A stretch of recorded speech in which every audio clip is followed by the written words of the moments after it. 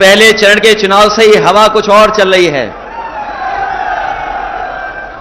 और जो खबरें मिल रही हैं अखबारों में मैं पढ़ रहा हूं और जिस तरह का माहौल दिखाई दे रहा है, इस बार पश्चिम से हवा चल रही है और ये पश्चिम की हवा इस बार भारतीय जनता पार्टी का पूरा सुपड़ा साफ कर देगी।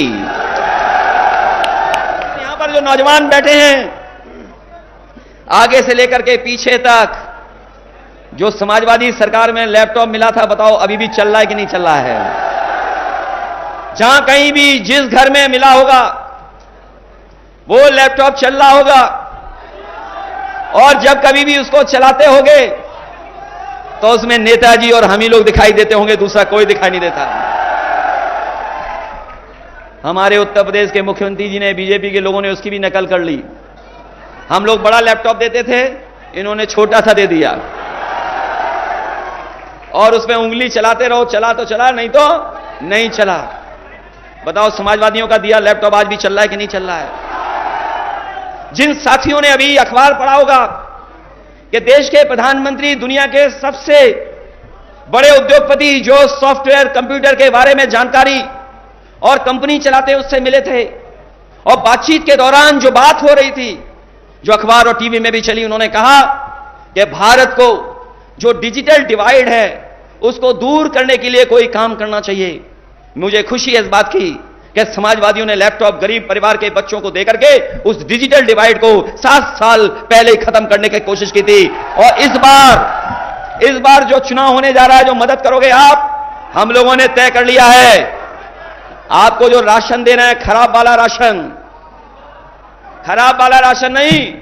जिस तरीके से बड़े संपन्न लोग पैकेट का स्वादिष्ट पौष्टिक आटा शहरों में खाते हैं, हम अपने गरीबों को भी आटा भी देंगे और डाटा भी दे देंगे जिससे मोबाइल फ्री चलाएं। आपसे कहना चाहता हूं, यह सरकार किसानों की नहीं है, यह सरकार बड़े बड़े उद्योगपतियों की है।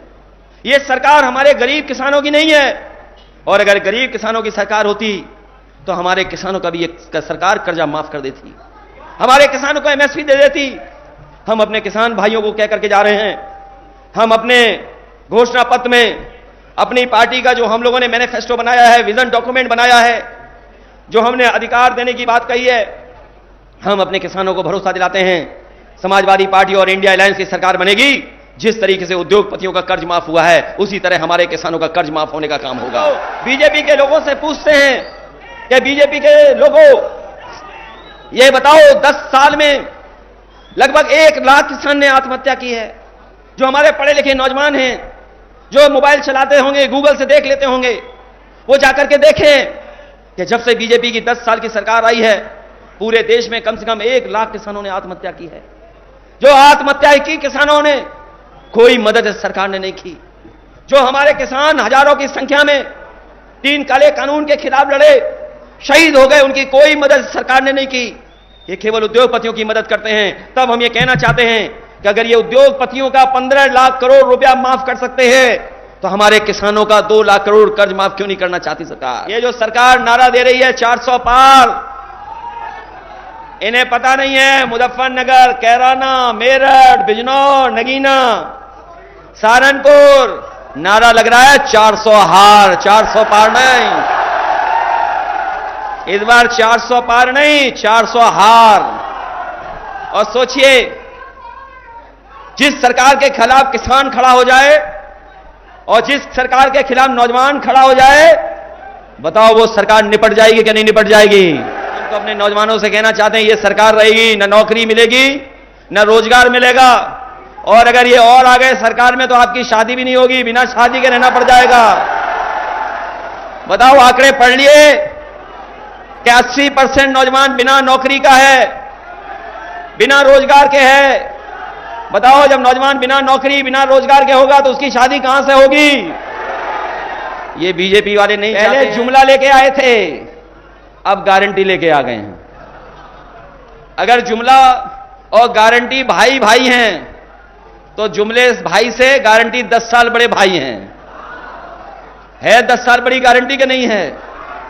और याद कीजिए, बीमारी भगाने के लिए इन्होंने ताली और थाली बजवाई थी। ये गारंटी नहीं है, ये घंटी है इनकी। और अगर ये गारंटी है तो इन्होंने तो कहा था हमने किसानों की आय दोगुनी कर दी। बताओ किसानों की आय दोगुनी हो तो बता दो हमें। इन्होंने कहा कि 2 करोड़ नौजवानों को हर साल नौकरी देंगे। बताओ 2 करोड़ नौकरी मिल गई किसी नौजवान को? इनके एक एक फैसला जनता के खिलाफ है। हमारे नौजवान जानते होंगे, यहां पर बड़े पैमाने पर नौजवान फौज में जाते हैं। न केवल मुजफ्फरनगर, मेरठ, गाजियाबाद, बल्कि आसपास का नौजवान अपने गांव में, अपने कस्बे में, शहर में रहकर के तैयारी करता था कि फौज की वर्दी पहन करके देश का सम्मान बढ़ाएगा। ये सरकार के लोग आए और इन्होंने एक ही दिन में कानून बदल दिया कि आने वाले समय में कोई पक्की नौकरी नहीं मिलेगी, और फौज की नौकरी को 4 साल में बदल दिया। बताओ 4 साल में बदल दिया कि नहीं बदल दिया? और नौजवान मजबूरी में जा रहा है, नौजवान मजबूरी में जा रहा है अग्निवीर भर्ती में, कोई खुशी खुशी नहीं जा रहा है। यह सरकार नौजवानों की गरीबी का लाभ उठा रही है और उन्हें अब अग्निवीर में भर्ती करने का एक कार्यक्रम चला रही है। हम अपने नौजवानों से कहना चाहते हैं कि यह अग्निवीर जैसी व्यवस्था हम लोग कभी स्वीकार नहीं कर सकते हैं। जब भी इंडिया अलायंस बनेगा, सरकार बनाएगा, तो अग्निवीर व्यवस्था हमेशा हमेशा के लिए खत्म हो जाएगी। जैसे पहले भर्ती होती थी वैसे ही भर्ती का करने का काम। लोकतंत्र बचाने का चुनाव है। बाबा साहब भीमराव अम्बेडकर जी का दिया हुआ संविधान, उसको बचाने का चुनाव है। अभी हमने त्योहारों की भी बधाई दी, एक दूसरे से गले मिले, चाहे हमने ईद मनाई हो, वैसाखी का त्योहार मनाया हो।